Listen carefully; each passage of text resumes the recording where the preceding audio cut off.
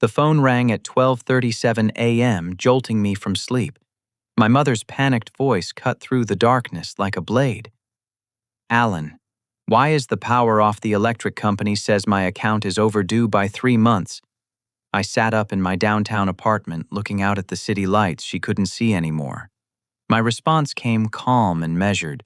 "Well, Mom, you told me if I was so smart I should pay my own bills, so I stopped paying yours." The silence that followed was deafening. She had no idea I'd been covering every single expense for 2 years. That midnight phone call transported me back to the nightmare that started exactly 31 days earlier. I'd been living in my childhood bedroom, supposedly saving money while working as a software developer downtown. The truth was far more complicated. 2 years ago, my father Marcus had vanished without warning, leaving behind a mountain of debt that would have crushed my mother Sarah. She worked part-time at a department store, barely earning enough to cover her gas and groceries. What she didn't know was that every month I quietly transferred money to cover the mortgage, utilities, car payment, insurance, and property taxes. I'd set up the arrangement so carefully that she never suspected. The bills came to my name as a secondary account holder, a setup I'd established when Dad first started acting strange about money. Sarah believed some mysterious insurance settlement or savings account was handling everything. I let her maintain that illusion because I knew her pride would never accept charity from her own son. Sarah stood about 5'6", with graying brown hair she kept in a practical bob. Years of retail work had given her a no-nonsense attitude, but lately that attitude had turned sharp and critical. She'd started questioning every aspect of my life, from my spending habits to my choice of friends. The breaking point came when I mentioned wanting her to meet Jennifer, a nurse I'd been dating for 3 months. "You're 28 years old, Alan," she'd snapped, standing in our cramped kitchen with her hands on her hips. "Still living at home like some teenager? How can you even think about bringing a woman into this mess?" Her voice carried that particular tone that made me feel 12 years old again. I tried explaining that Jennifer understood my situation, that she respected family obligations. But Sarah's frustration had been building for weeks. She'd been making comments about my freeloading, about how I was just like your father, thinking you can coast through life. The explosion happened on a Tuesday evening in October. I'd come home from work to find Sarah in the living room, surrounded by bills she'd apparently been reviewing. The room felt charged with tension, like the air before a thunderstorm. "I've been thinking," she said without looking up from the papers. "Maybe it's time you started contributing around here. Real contributions, not just buying groceries now and then." I felt my stomach drop. "What do you mean?" "I mean rent, utilities, your fair share of the mortgage." She finally looked at me, her green eyes hard with determination. "If you're making good money at that computer job, you should be paying your way like an adult." The irony hit me like a physical blow. I was already paying for everything, but I couldn't tell her that without destroying the dignity I'd worked so hard to preserve for her. "Mom, I help out plenty. I buy food, I maintain the house, I take care of repairs. That's not enough." Her voice rose sharply. "I'm tired of feeling like I'm supporting a grown man. Your father left us with nothing, and here you are acting like you deserve a free ride." The comparison to my father stung more than anything else she could have said. "I'm nothing like him. Really. Because from where I'm sitting, you're both taking advantage of me." She stood up abruptly, scattering the papers. "Living here rent-free. Spending your money on dates and entertainment while I struggle to keep this place running." I wanted to scream the truth at her, to show her the bank statements proving I'd been supporting us both. But something in her expression stopped me.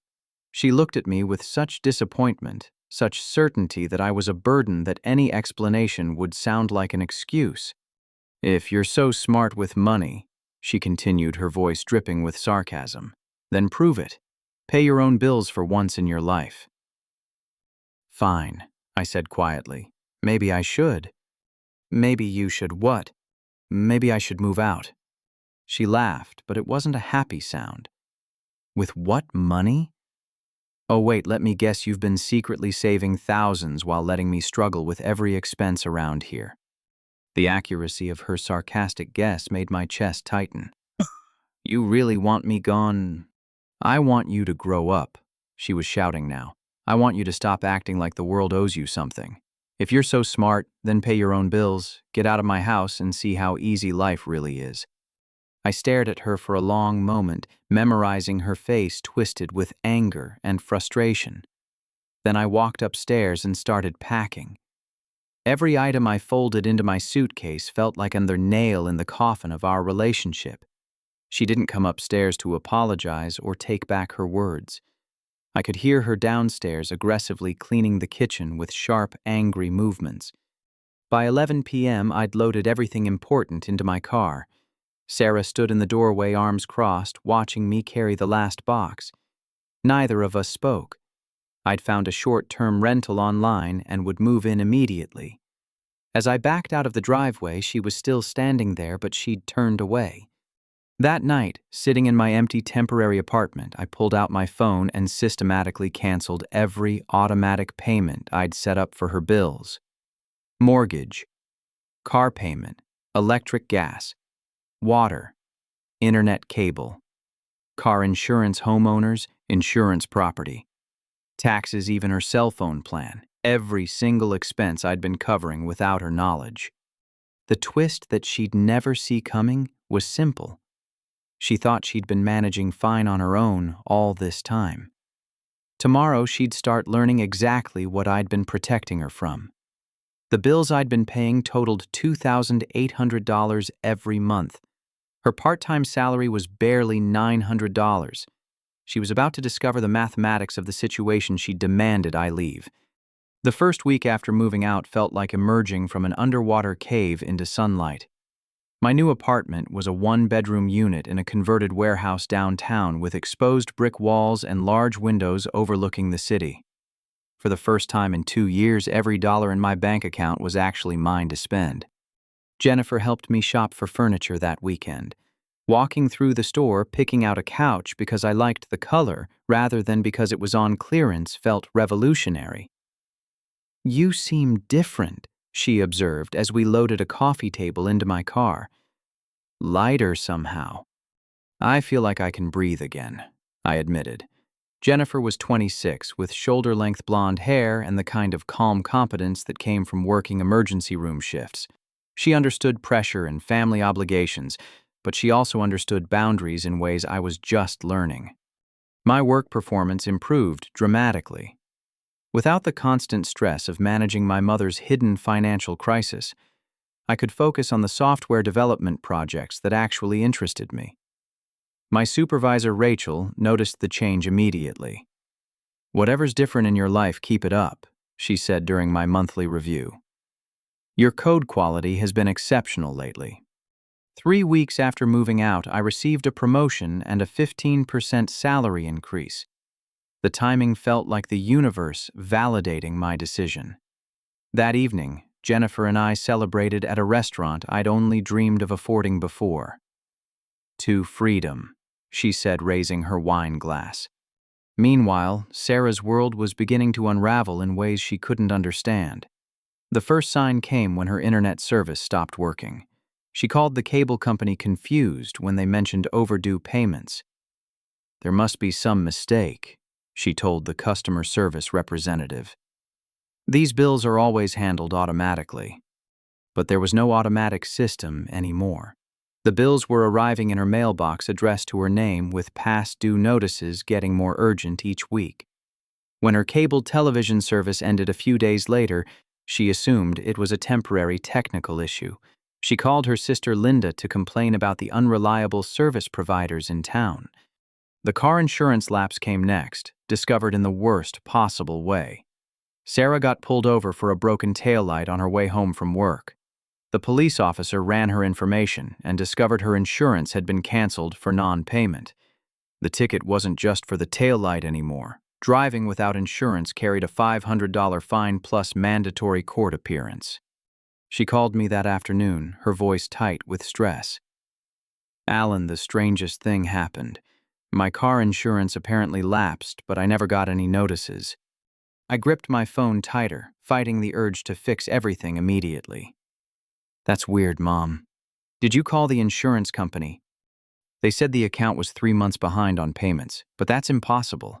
I've never missed a payment in my life. Maybe Dad set up some automatic payment that got canceled when he left. Maybe, she said, but uncertainty colored her voice. I'm going to have to borrow money from Linda to pay the fine and restart the insurance.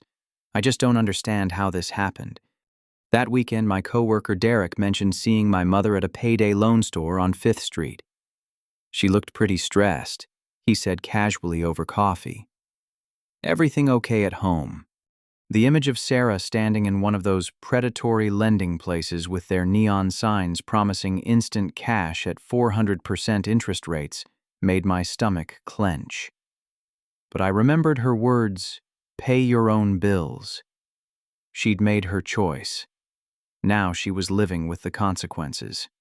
Derek continued talking, unaware of the bomb he was about to drop. Actually, I've been hearing some stuff around town. People are saying you kind of abandoned your mom after your dad left, that you took off as soon as things got tough. I set my coffee cup down carefully. What people? I don't know, just general talk. Someone said she's been having a really hard time, that she's had to ask family for help because you left her high and dry. Derek shrugged. I figured there was more to the story, but you know how gossip works in a small town. My chest tightened with a mixture of anger and hurt. Sarah wasn't just struggling with the bills I'd stopped paying. She was actively spreading a narrative that painted me as the villain in our story. According to her version of events, I was the ungrateful son who abandoned his mother in her time of need, just like my father had. That evening, I told Jennifer what Derek had said. We were cooking dinner together in my new kitchen, something that had become our Sunday routine. She stopped chopping vegetables and looked at me seriously. "How does that make you feel?" she asked. "Like I'm trapped," I admitted. "If I tell people the truth about the money, it humiliates her publicly. If I don't, everyone thinks I'm a heartless son." Jennifer resumed chopping, considering this. "What matters more to you? What people think, or knowing you made the right choice for your own mental health?" It was a good question, but the answer felt more complicated than either option she'd presented. The real issue was that Sarah seemed incapable of taking responsibility for anything. First, she'd blamed me for freeloading when I was actually supporting her. Now, she was blaming me for abandoning her when she'd literally ordered me to leave. The pattern was becoming impossible to ignore. The twist that would change everything was still developing, though I didn't know it yet. While Sarah was telling the community about my supposed abandonment, she was also making financial decisions that would soon drag both of us into a nightmare neither of us saw coming.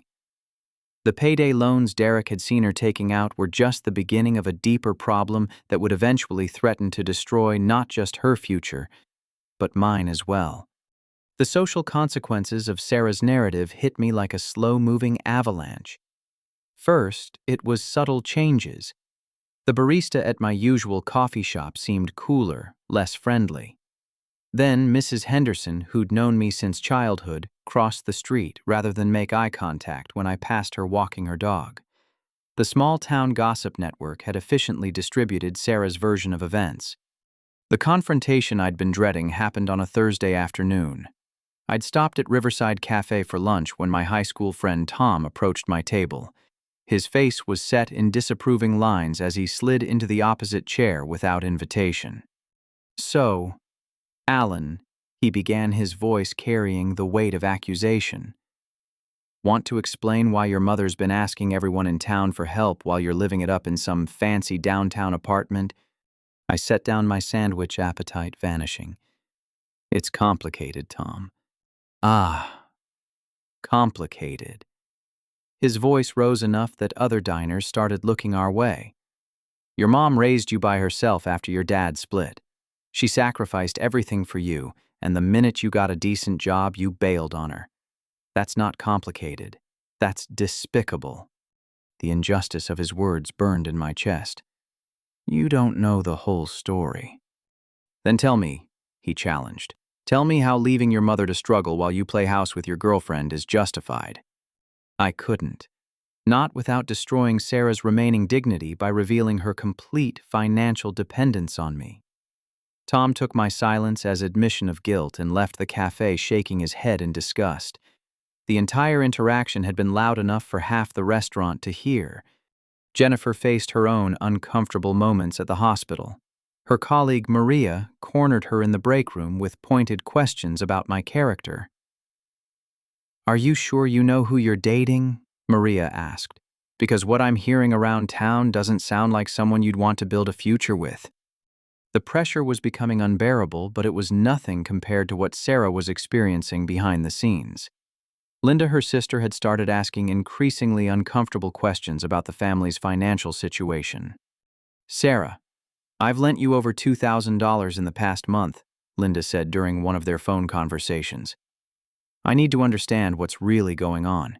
You've always been responsible with money."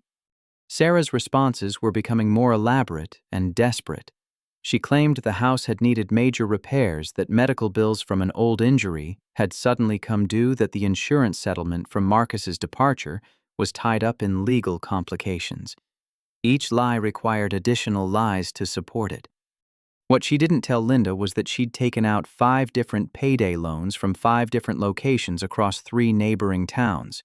The original amounts were small, $200 here, $300 there, but the interest rates meant she owed nearly $4,000 on money she'd originally borrowed for less than $1,500. My curiosity about the mail forwarding from my old address led to a shocking discovery. Among the redirected letters were credit card applications that had been approved in Sarah's name. When I called the companies to verify the accounts, I learned that she'd been opening new lines of credit at a frantic pace. But the most disturbing revelation came when I checked my own credit report. There were inquiries I'd never authorized, applications for loans I'd never submitted. Someone had been using my social security number and personal information to apply for credit. The pattern of timing suggested it had been happening for months, possibly since before our big fight. The church incident escalated everything to a new level. Reverend Williams, who'd baptized me as a child and confirmed me as a teenager, called me on a Friday evening requesting a meeting. His voice carried disappointment that cut deeper than Tom's anger or the community's gossip. "Alan, I've known you since you were 8 years old," he said when I arrived at his office. "Your mother came to me this week asking for help, not just financial but spiritual guidance about forgiveness. She's struggling to understand how to love a son who's abandoned his responsibilities." I sat in the familiar chair where I'd once discussed college plans and career dreams. "Reverend Williams, there's a lot about this situation that isn't what it appears." "Then help me understand," he said gently. "Because the young man I baptized wouldn't leave his mother to face hardship alone. The Alan I know understands about honoring thy father and mother." The religious guilt hit harder than the social pressure. I'd been raised in this church, taught these values, confirmed in these beliefs. But how could I explain that honoring my mother had meant enabling her financial irresponsibility for years? How could I describe the manipulation without sounding like I was making excuses? "Sometimes honoring someone means refusing to enable their destructive behavior," I said carefully. Reverend Williams leaned forward, his weathered face creased with concern. "That sounds like justification, Alan. Your mother is struggling and you have the means to help her.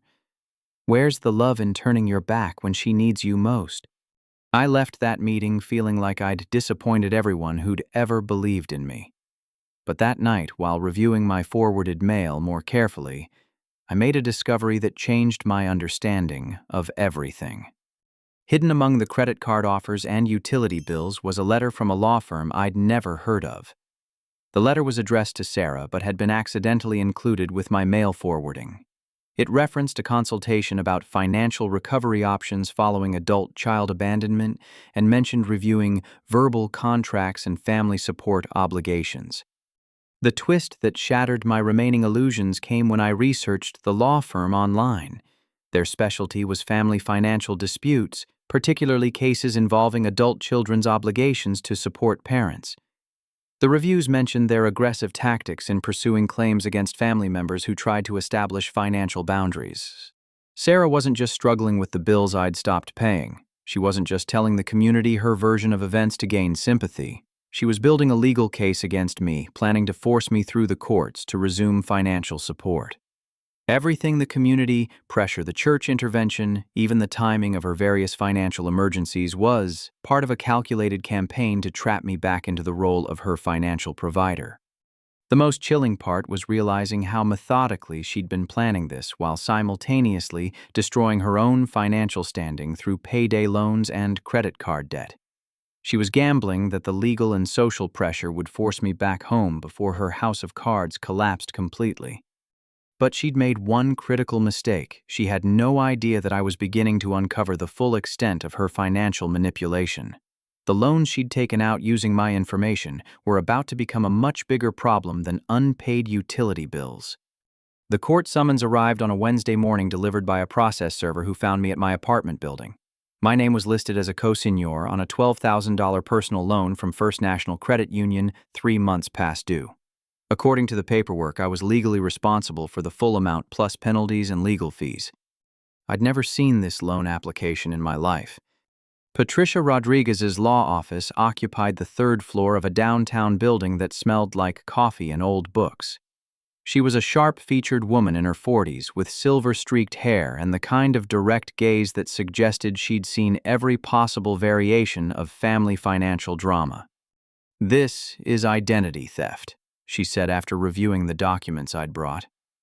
"The signature on this application isn't even a good forgery of yours." "But how can they hold me responsible if I never signed it?" Patricia's expression was grim. "Because proving you didn't sign it requires time, legal fees, and a court battle. Meanwhile, your credit is being destroyed and collection agencies are calling your employer. It's a form of financial terrorism that's surprisingly common in family disputes." She spread out additional papers across her desk. "I pulled your credit report with your permission. There are 6 accounts here that show your information as co-signor or authorized user. Total debt approaching $50,000. Your credit score has dropped 200 points in the past 2 months." The room felt like it was tilting. 50,000. "Your mother has been systematically using your personal information to secure credit she can't qualify for on her own income. The beauty of her strategy is that most of these institutions won't investigate fraud claims between family members very aggressively. They assume it's a civil matter, not criminal identity theft." I thought about Sarah's tear-filled phone calls, her community sympathy campaign, her visits to Reverend Williams. "She's been planning this for months." "Longer than that," Patricia confirmed. "Some of these accounts were opened before your argument, which means she was already preparing for the possibility that you'd stop supporting her voluntarily. This wasn't a desperate reaction to your moving out. It was a preemptive strike." The emotional warfare escalated dramatically after I hired Patricia. Sarah seemed to sense that I was taking legal action, and her response was swift and devastating. She showed up at my workplace on a Friday afternoon, timing her arrival for maximum impact during the busy end-of-week period. I was in a meeting with Rachel and 2 clients when my colleague Derek knocked on the conference room door. "Alan, there's a woman in the lobby who says she's your mother. She's asking to speak with you about a family emergency." Through the lobby's glass walls, I could see Sarah sitting in one of the visitor chairs, dabbing at her eyes with a tissue. She'd dressed carefully for the performance, her best blouse hair neatly styled, just enough makeup to look respectable, but not concealing her apparent distress. "Excuse me," I told the clients. "I'll be right back."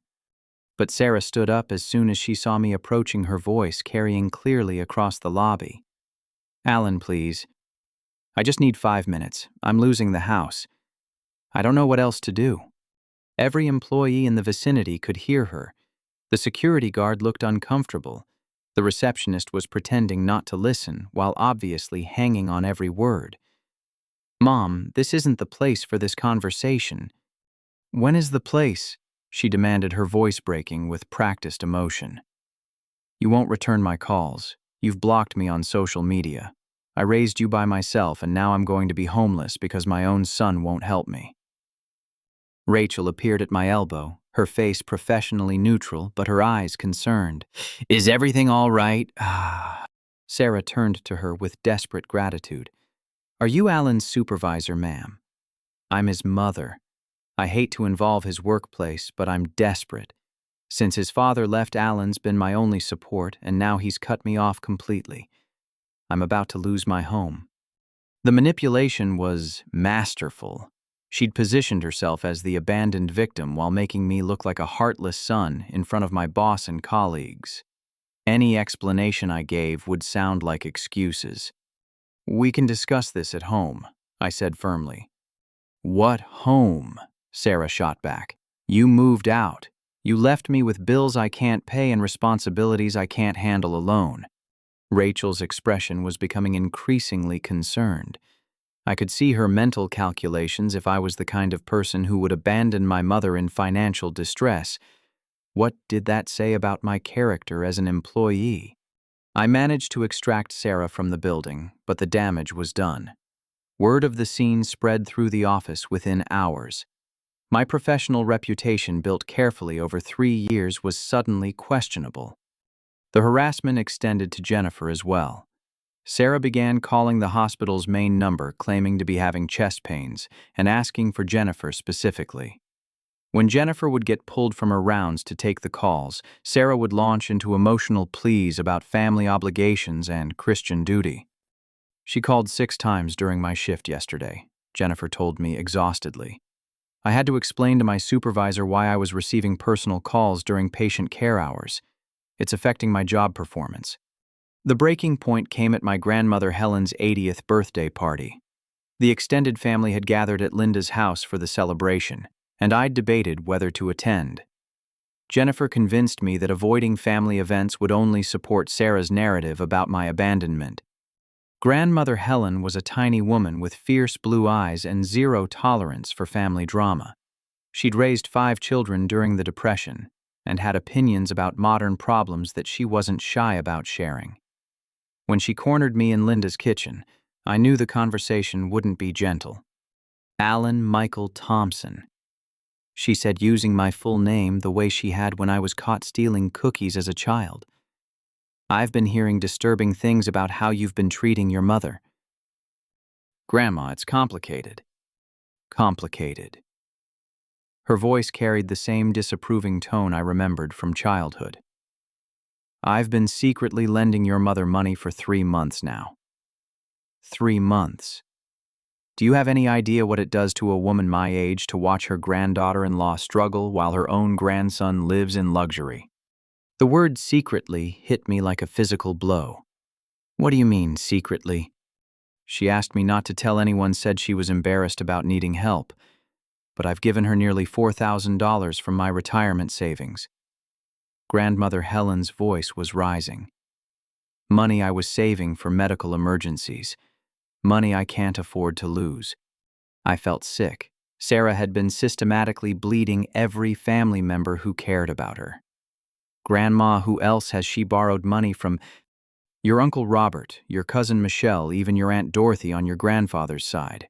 We've all been trying to help because we thought you'd abandoned your responsibilities." Linda appeared in the kitchen doorway, clearly having heard the conversation. Her face was pale with realization. "Alan, are you saying Sarah hasn't been honest with us about the money?"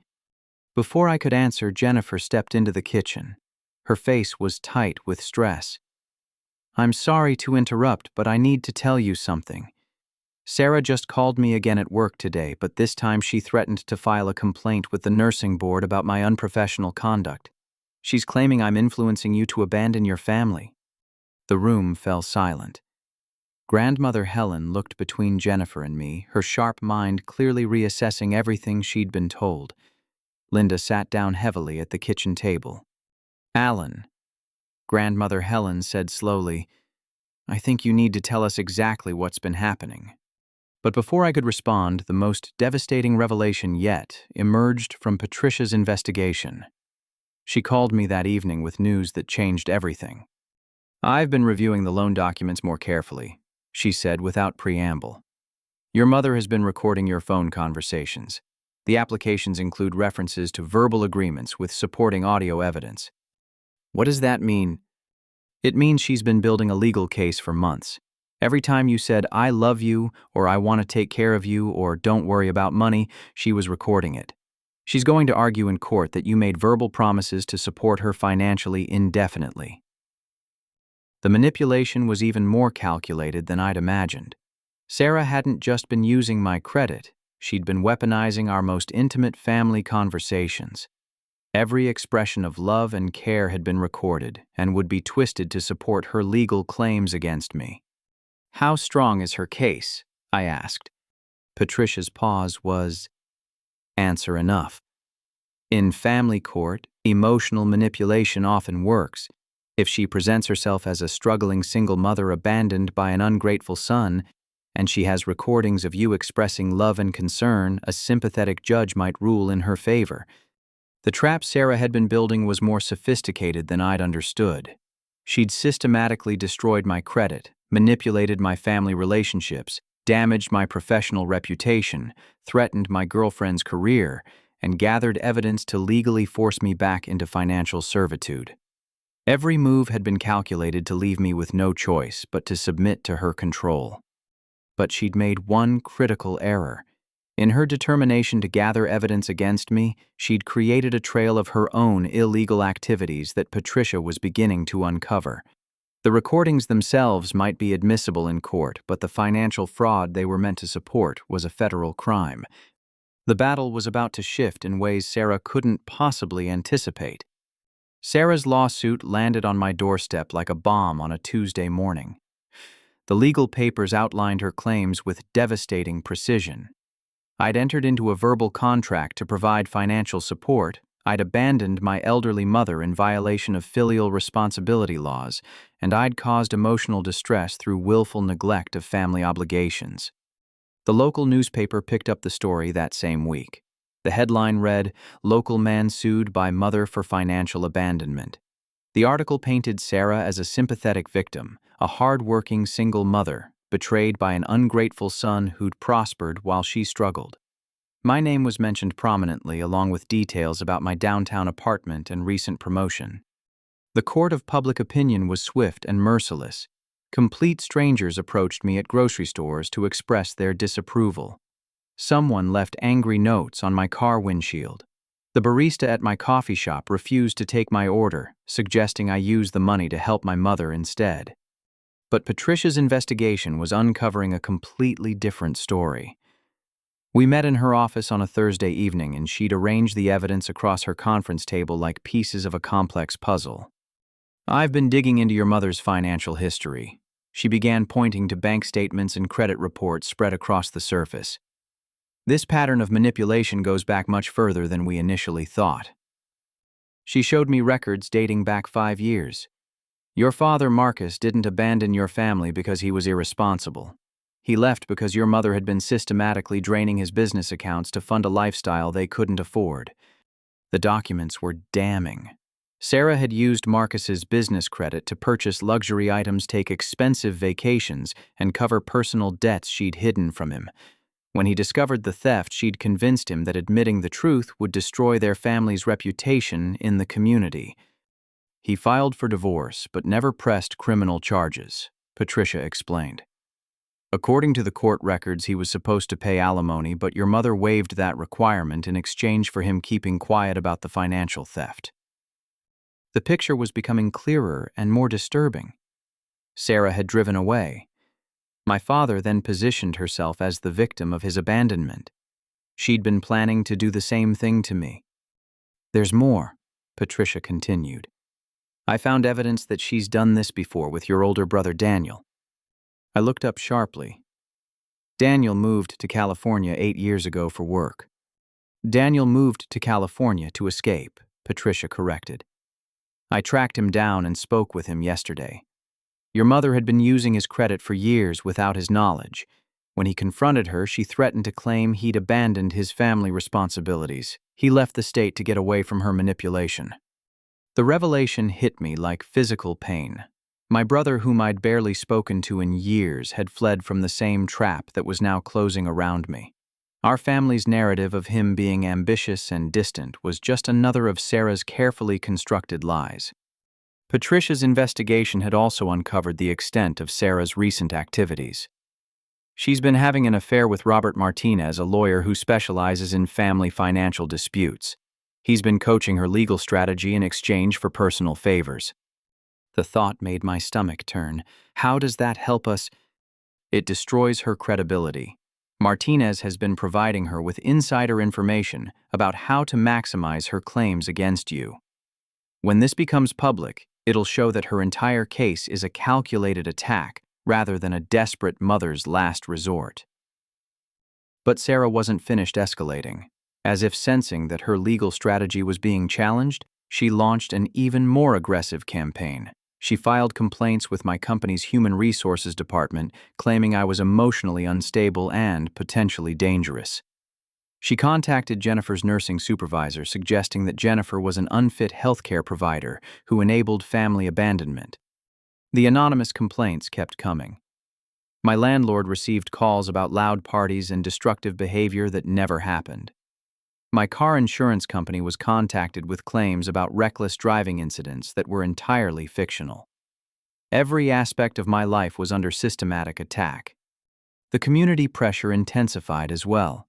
Sarah organized what she called prayer circles at various local churches where congregation members would pray for healing in broken families.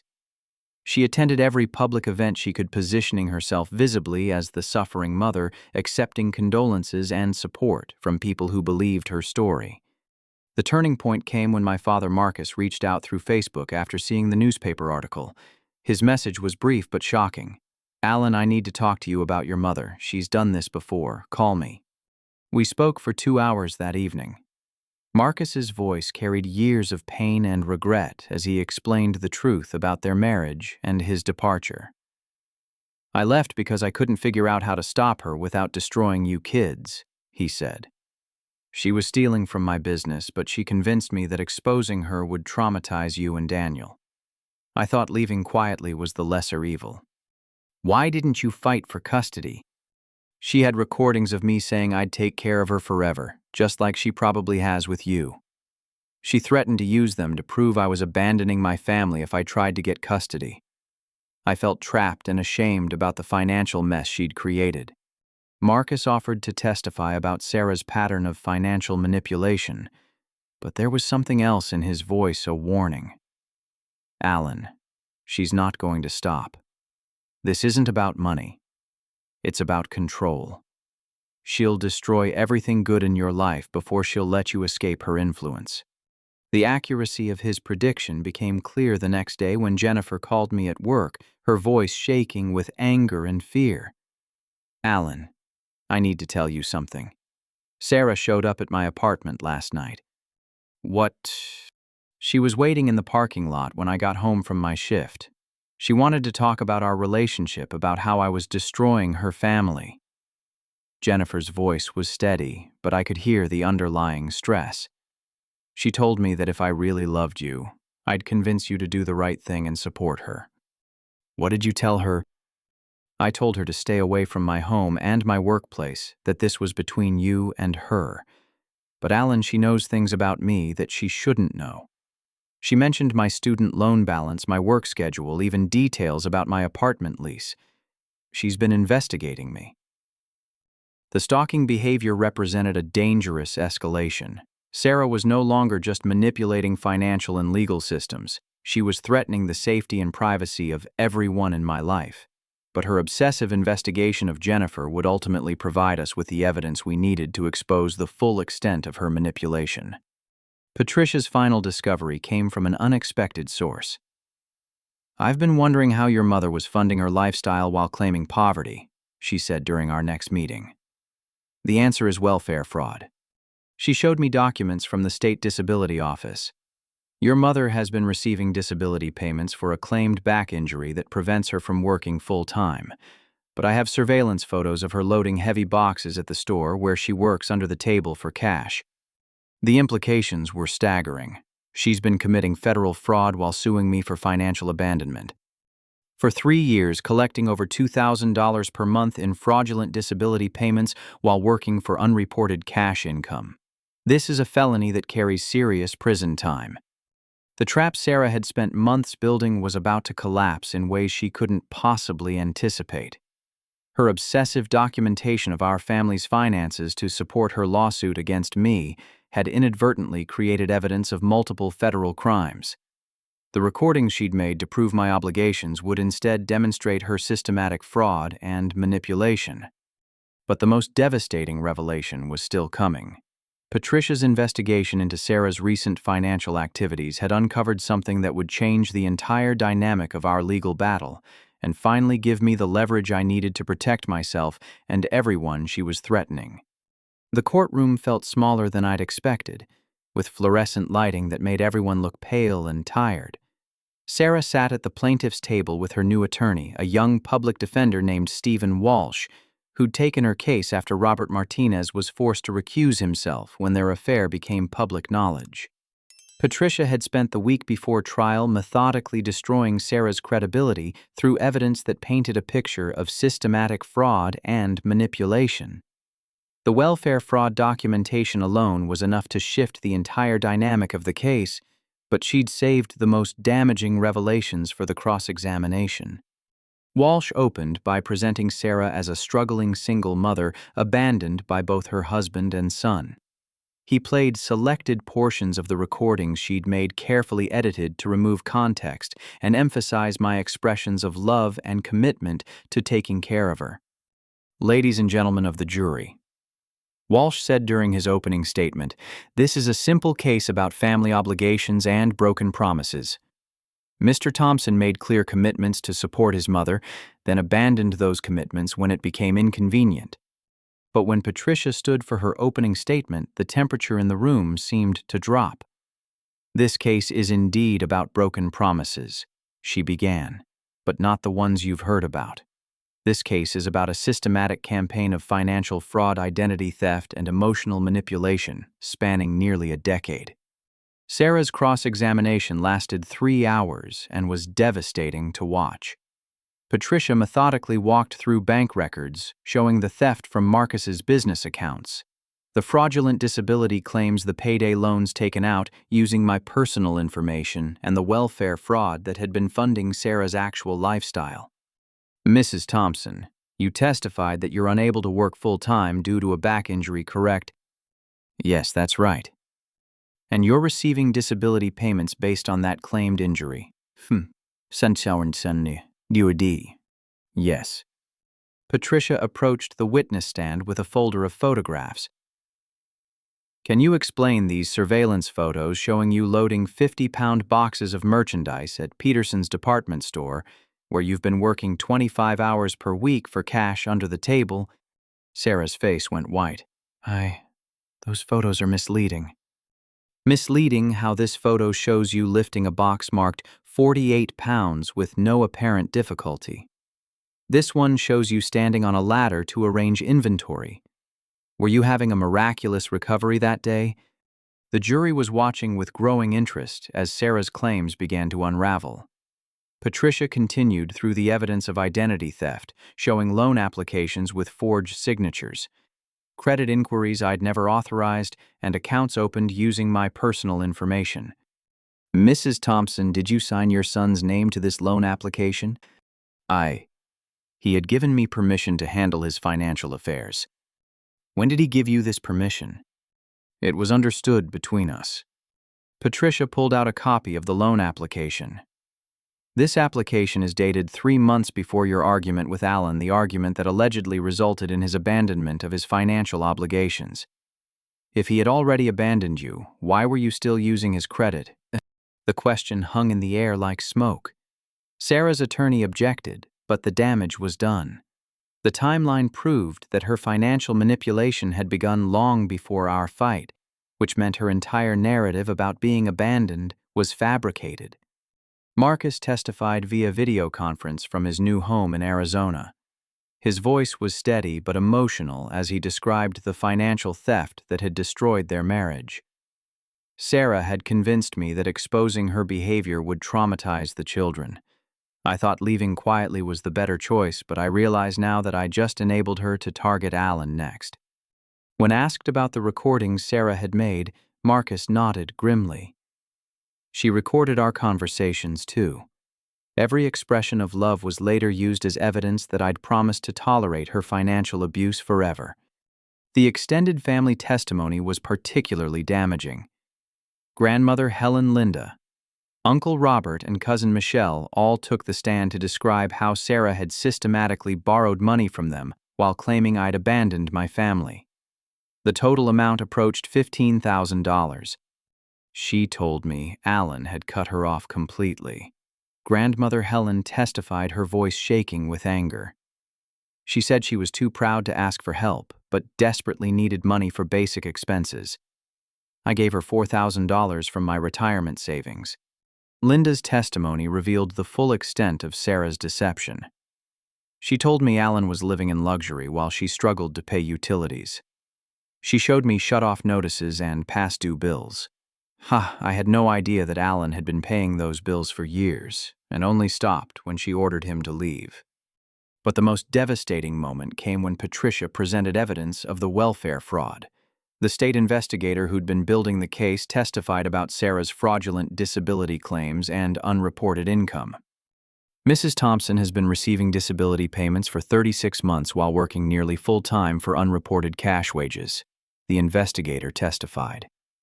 The total amount of fraudulent benefits exceeds $72,000. The number hit the courtroom like a thunderclap.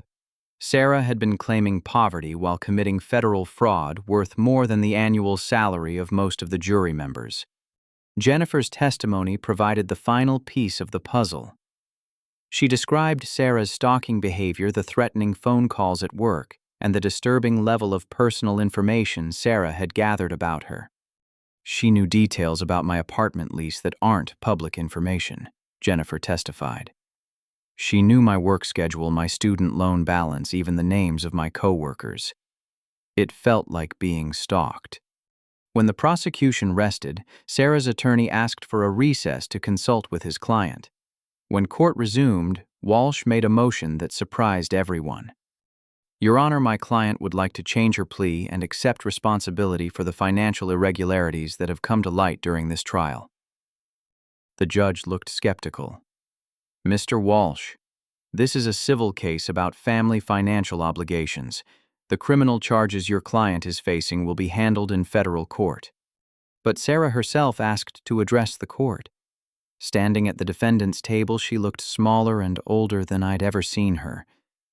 Your Honor, I want to withdraw my lawsuit against my son. The courtroom was completely silent. Sarah continued, her voice barely audible. I've been lying about a lot of things for a long time. Alan didn't abandon me. I drove him away just like I drove away my husband and my older son. I convinced myself that I was owed their support, but the truth is I was stealing from them. Her breakdown was complete and devastating. I've been so afraid of being seen as a failure that I've become exactly that. I've hurt everyone who ever tried to love me, and I've destroyed my family with my own selfishness. The judge dismissed the case immediately. Sarah's admission of fraud and withdrawal of her claims left no civil matter to resolve.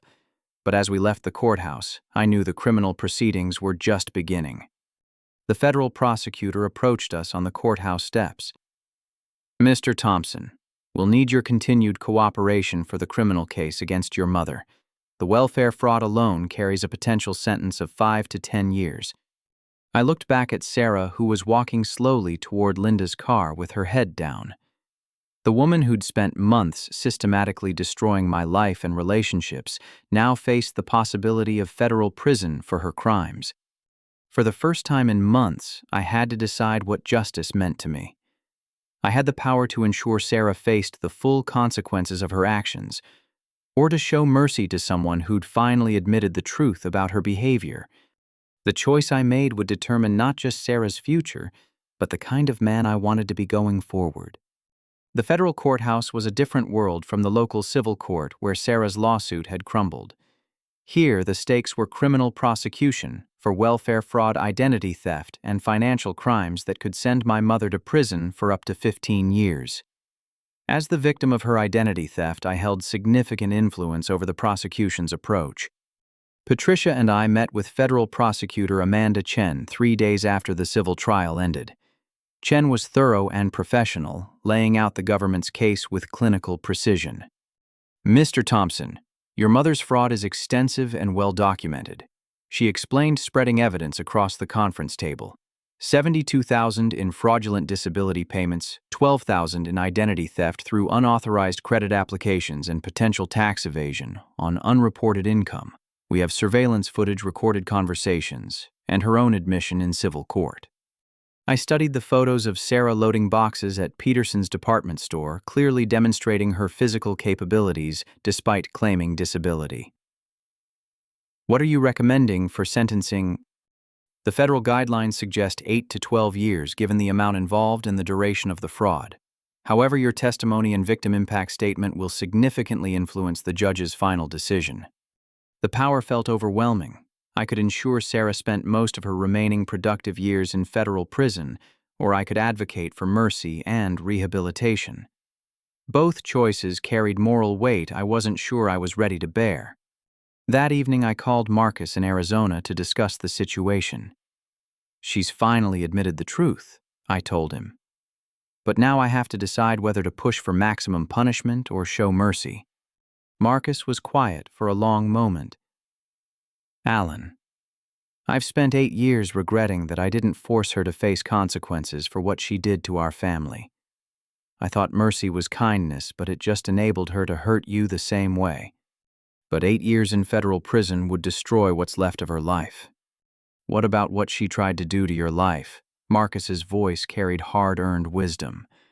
She systematically destroyed your credit, manipulated your family relationships, threatened Jennifer's career, and damaged your professional reputation. If you don't hold her accountable, she'll eventually find someone else to victimize. His words resonated, but I needed to see Sarah face to face before making my decision. I arranged to meet her at Linda's house where she'd been staying since the trial. Linda answered the door with tired eyes and a forced smile. She's been different since the trial, Linda said quietly. Quieter. I think the reality of what she's facing is finally sinking in.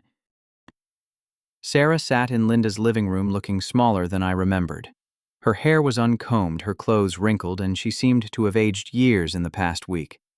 When she saw me, she didn't try to manipulate or justify.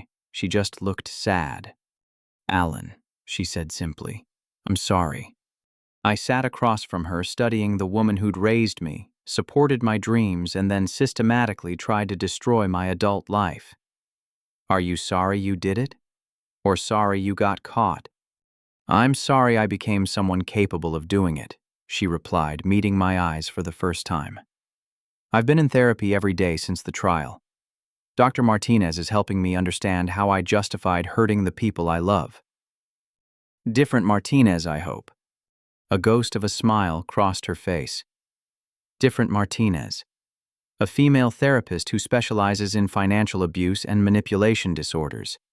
Sarah continued, her voice steady but filled with pain.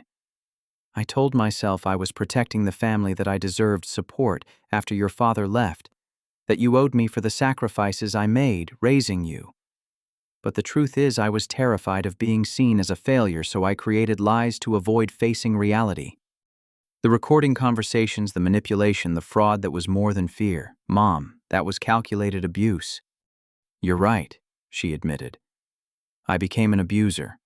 I used love as a weapon and family obligations as chains. I convinced myself I was the victim while victimizing everyone around me. The conversation lasted 2 hours. Sarah answered every question honestly, acknowledging the damage she'd caused, not just to me, but to Marcus Daniel and our extended family. She didn't ask for forgiveness or mercy. She simply owned the full extent of her actions. 2 weeks later, I stood before Federal Judge Maria Santos to deliver my victim impact statement. The courtroom was packed with family members, community members who'd followed the case, and Sarah herself wearing an orange jumpsuit and looking terrified. Your Honor, I began, my mother's crimes affected every aspect of my life. My credit was destroyed, my professional reputation damaged, my relationship threatened, and my trust in family bonds shattered. The financial impact was severe, but the emotional damage was worse. I looked at Sarah, who was watching me with tears streaming down her face. However, I've learned that justice isn't just about punishment. It's about creating accountability that leads to genuine change and prevents future harm. I turned back to Judge Santos. I don't want maximum sentencing for my mother. I want meaningful consequences that will force her to continue the therapy and financial counseling she's begun. I want restitution that ensures the extended family members she defrauded are repaid, and I want probation conditions that prevent her from accessing credit or government benefits without oversight. Judge Santos listened carefully as I outlined my recommendations: 2 years in federal prison, followed by 5 years of supervised probation, mandatory therapy and financial counseling, complete restitution to all victims, and restrictions on her financial activities. I want her to have the opportunity to rebuild her life honestly. I concluded, but with safeguards that protect others from being victimized. Sarah pled guilty to all charges and accepted the sentencing I'd recommended. As the bailiff led her away to begin her prison term, she looked back at me and mouthed, "Thank you." The resolution felt like emerging from a long, dark tunnel. Patricia helped me restore my credit and remove the fraudulent accounts from my record. The extended family, finally understanding the truth about Sarah's manipulation, began healing relationships that had been damaged by her lies. Marcus surprised me by deciding to move back to our hometown. "I've spent 8 years running from this family," he told me over dinner at my apartment. "I want to help rebuild what Sarah destroyed." Jennifer and I used the experience to strengthen our relationship. "You handled an impossible situation with incredible grace," she told me one evening as we planned our future together. "Watching you choose justice over revenge showed me exactly who you are." 6 months after Sarah's sentencing, I received an unexpected call from my brother Daniel in California. Sarah had written to him from federal prison, apologizing for driving him away and explaining the full truth about our family's financial history. "I've been carrying guilt for 8 years, Daniel said. "I thought I abandoned you and Mom when she needed help. Learning that she was manipulating all of us changes everything." Daniel decided to visit during the holidays, beginning his own process of rebuilding family relationships based on honesty rather than manipulation. The community support was overwhelming once the truth became public. The newspaper published a follow-up story about financial abuse within families, using our experience to educate others about manipulation tactics and warning signs. Reverend Williams apologized publicly for pressuring me without understanding the full situation. "I learned something important about enabling versus helping," he told me during a private conversation. "Sometimes the most loving thing we can do is refuse to participate in someone's destructive behavior." My professional reputation not only recovered but was enhanced by how I'd handled the situation. Rachel, my supervisor, told me that my grace under extreme pressure demonstrated leadership qualities the company valued. Jennifer and I bought our first house together 9 months after the trial. As we signed the mortgage papers, I thought about how different this felt from the financial arrangements I'd made for Sarah. This was a partnership built on mutual respect and shared responsibility, not manipulation and hidden obligations. Sarah served 18 months of her 2-year sentence and was released on good behavior. Her letters from prison showed genuine progress in understanding her manipulative behavior and taking responsibility for the damage she'd caused. When she was released, she moved to a supervised living facility and began working at a nonprofit organization that helped people recovering from financial fraud. Our first meeting after her release was awkward but hopeful. She looked healthier than she had in years, and her conversation was direct and honest. "I have no right to ask for a relationship with you," she said, "but I want you to know that I'm different now. The therapy and consequences forced me to face who I'd become." "I can see the difference," I acknowledged, "but rebuilding trust will take time." "I understand. I'm just grateful you didn't let me destroy your life completely." Jennifer and I married on a beautiful Saturday in October, exactly 2 years after the night I'd moved out of Sarah's house. Marcus walked me down the aisle, and Daniel served as my best man. Sarah attended the ceremony but sat in the back, understanding that earning a place in our lives would require consistent, honest behavior over time. During the reception, Grandmother Helen approached me with tears in her eyes. "I'm proud of how you handled everything," she said. "You found a way to be both strong and merciful. That's not an easy balance." The experience taught me that love without boundaries isn't really love at all. It's enablement that ultimately harms everyone involved. I'd spent years believing that supporting Sarah financially was my obligation as a loving son. But true love sometimes means refusing to participate in someone's self-destruction, even when they beg you to continue enabling them. I learned that family relationships built on manipulation and guilt are fragile foundations for any meaningful connection. The relationships I built afterward with Jennifer, with Marcus, with Daniel, and eventually with a changed Sarah were stronger because they were based on mutual respect rather than obligation. Most importantly, I discovered that choosing justice over revenge, accountability over enabling, and truth over comfortable lies created space for genuine healing and change.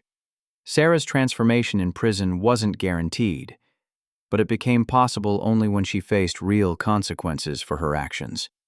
The night after our wedding, as Jennifer and I sat in our new home surrounded by wedding gifts and flowers, she asked me what I'd learned from everything we'd been through. "I learned that the people who love us sometimes need us to be strong enough to say no," I replied. "And that real family isn't about blood obligations or guilt trips. It's about people who choose to support each other honestly, even when it's difficult." 2 years later, Sarah calls me once a month to check in and share updates about her progress in therapy and her work at the nonprofit. She doesn't ask for money or favors. She just maintains connection. She's earned the right to be part of my life again, not through manipulation or obligation, but through consistent, honest behavior over time. The house I once couldn't afford to pay for now belongs to Sarah again, though she had to refinance it through the restitution process. She lives there alone, but no longer in the isolation of her own lies. She's built genuine friendships with people who know her full story and accept her anyway. If you've ever found yourself in a similar situation, caught between family obligations and your own well-being, I want you to know that setting boundaries isn't selfish, it's necessary. Sometimes the most loving thing you can do is refuse to enable someone's destructive behavior, even when they convince you that saying no makes you the villain. Have you ever had to choose between family loyalty and your own well-being? How did you find the strength to set boundaries with people you love? I'd love to hear your thoughts in the comments below. If this story helped you understand a difficult family situation, please like this video and share it with someone who might need to hear it. And don't forget to subscribe for more stories about finding strength in the most challenging family dynamics. Thank you for listening to my story, and I hope it helps you find the courage to build the healthy relationships you deserve, even when it means making the difficult choice to say no to people you love.